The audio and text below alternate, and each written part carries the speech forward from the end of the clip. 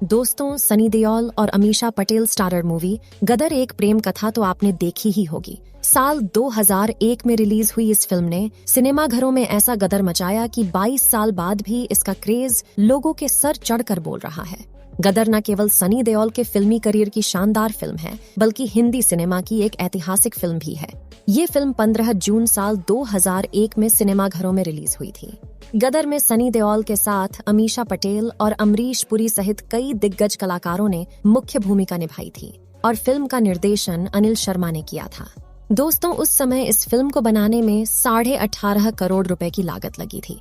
लेकिन क्या आप जानते हो कि गदर मूवी ने इंडिया में 76 करोड़ रुपए की कमाई की थी? वहीं वर्ल्ड वाइड 183 करोड़ रुपए की कमाई गदर मूवी ने करी थी। आपको बता दें कि गदर एकमात्र भारतीय फिल्म है जिसके 10 करोड़ टिकट बेचे गए थे और इनमें से 5 करोड़ टिकट तो सिर्फ इंडिया में ही बिक गए थे। इसीलिए इस मूवी को लोगों ने इतना ज्यादा पसंद किया था कि इस मूवी की IMDb रेटिंग 7.3 पहुंच गई। अगर टीवी राइट्स, म्यूजिक राइट्स और वर्ल्ड वाइड कलेक्शंस मिला लिया जाए तो गदर मूवी ने टोटल 265 करोड़ रुपए की कमाई करी थी, जो कि साल 2001 में बहुत ही बड़ी रकम थी। लोगों ने इस मूवी को इतना ज्यादा पसंद किया था कि 22 साल बाद 11 अगस्त 2023 को इस मूवी का दूसरा पार्ट भी सिनेमाघरों में रिलीज किया जाएगा। तो चलिए इस वीडियो में आपको बताते हैं इस मूवी के बारे में कुछ जबरदस्त बातें और साथ ही हम आपको इस मूवी के बिहाइंड द सीन्स भी दिखाएंगे। तो चलिए शुरू करते हैं आज की इस इंटरेस्टिंग वीडियो को। गदर फिल्म के कई सीन्स को काफी मेहनत के साथ फिल्माया गया था। उसमें से एक सीन फिल्म की शुरुआत में रेलवे स्टेशन का है। दोस्तों, इस सीन को शूट करने के लिए असली भाप वाले रेल इंजन का यूज किया गया था और ये सीन किसी असली वाले रेलवे स्टेशन पर शूट नहीं किया गया था, बल्कि इस सीन को दिल्ली के रेलवे म्यूजियम में शूट किया गया था और इसी रेल म्यूजियम को साल 1940 के अमृतसर के रेलवे स्टेशन में तब्दील कर दिया गया था। गदर का एक सीन तो आपको याद ही होगा, जिसमें एक पुरानी ट्रेन और उसमें कई सारी लाशें बिछी हुई होती है। दोस्तों, इस सीन को बनाना इतना भी आसान नहीं था। बॉलीवुड के आर्ट डायरेक्टर संजय धाबड़े ने इस सीन को अपनी क्रिएटिविटी के जरिए करके दिखाया था। गदर के ट्रेन वाले सीन के बारे में संजय कहते हैं कि वो हमारे लिए बहुत ही बड़ा चैलेंज था, क्योंकि हमें अमृतसर के 1940 के रेलवे स्टेशन को मूवी में दिखाना था। इसीलिए उस सीन के लिए उन्हें पूरी ट्रेन को ही पुराना दिखाना था। इसके लिए उन्हें एक पुरानी ट्रेन का इंजन तो मिल गया था, लेकिन उन्हें ट्रेन के पुराने डब्बे नहीं मिल रहे थे।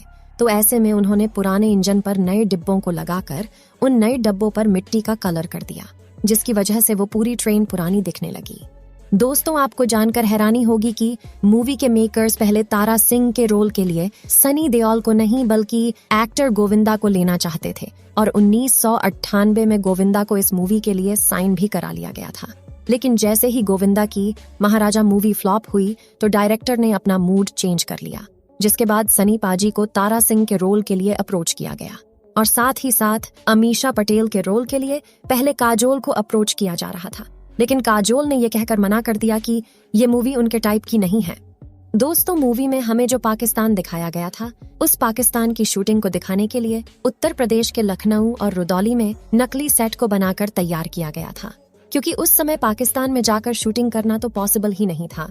इसीलिए इसके सोल्यूशन के लिए पहले डमी के सेट्स बनवाए गए थे। इसी के साथ साथ अमृतसर और पठानकोट जैसे शहरों में भी पाकिस्तान के कुछ सीन्स दिखाए गए थे और मूवी के कई सारे सीन्स की शूटिंग हिमाचल प्रदेश के शिमला में भी की गई थी।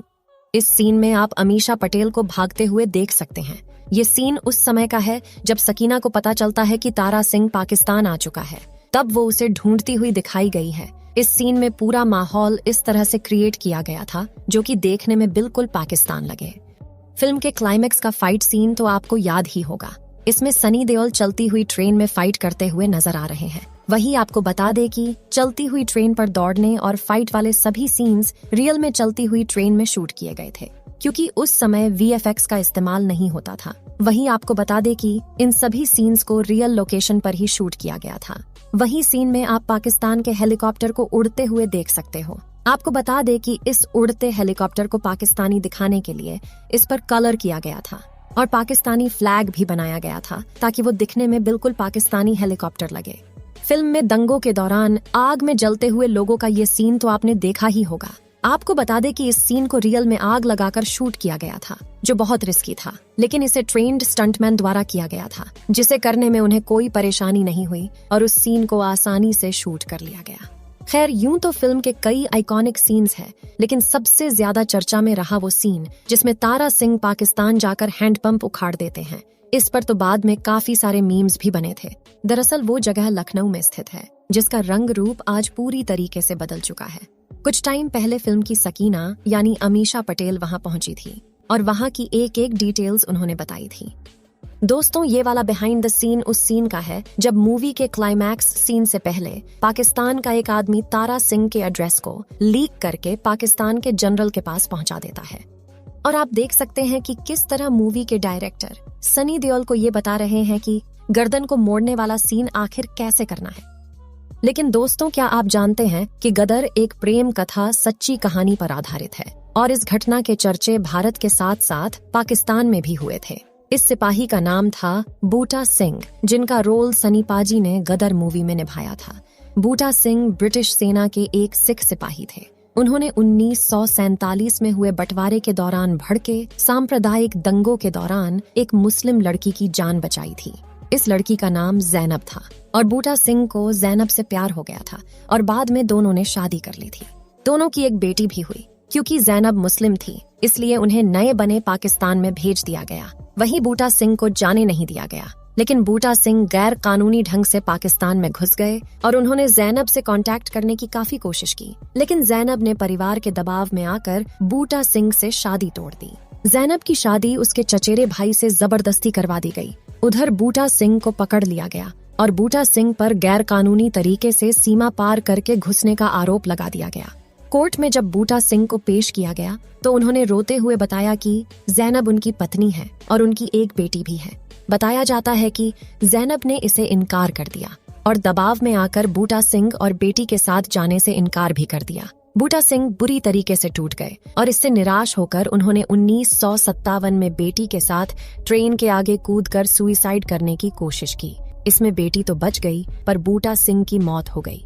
बूटा सिंह की आखिरी इच्छा थी कि मौत के बाद उनके शरीर को बरकी गांव में दफनाया जाए, जहां पर जैनब के माता पिता विभाजन के बाद बसे थे। जब बूटा सिंह के पार्थिव शरीर को उस गांव में ले जाया गया तो गांव वालों ने उसका शरीर वहां दफनाने से इनकार कर दिया।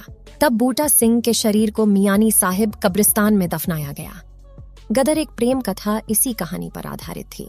हालांकि फिल्म में कुछ सीन्स बदल दिए गए ताकि फिल्म और इंटरेस्टिंग हो जाए, और फिल्म के आखिरी में तारा सिंह यानी सनी पाजी अपनी सकीना और बेटे को वापस इंडिया लाने में कामयाब हो जाते हैं। पर दोस्तों, क्या आपने सोचा है कि कहानी की हैप्पी एंडिंग होने के बाद हमें फिर से कहानी को किस तरह दिखाया जाएगा? दरअसल दोस्तों, गदर और गदर 2 की कहानी में लगभग 23 साल का अंतर है और गदर 2 की कहानी 1971 पर सेट है। मूवी के टीजर में सनी पाजी यानी तारा सिंह के लिए ऐसा कहा जाता है कि इस बार वो दहेज में लाहौर ले जाएगा, यानी कि जिस तरह पिछली बार तारा सिंह अपनी बीवी को लाने के लिए पाकिस्तान में घुस गया था, ठीक उसी तरह इस बार भी तारा सिंह लाहौर जाने वाले हैं। लेकिन दोस्तों, गदर मूवी में तारा सिंह अपनी पत्नी के लिए पाकिस्तान जाते हैं, लेकिन दोस्तों इस बार ऐसा नहीं होने वाला, क्योंकि ऐसा कहा जा रहा है कि इस बार तारा सिंह अपने बेटे जीते को बचाने के लिए पाकिस्तान जाएगा। दोस्तों, गदर 2 की कहानी इस तरह बताई जा रही है कि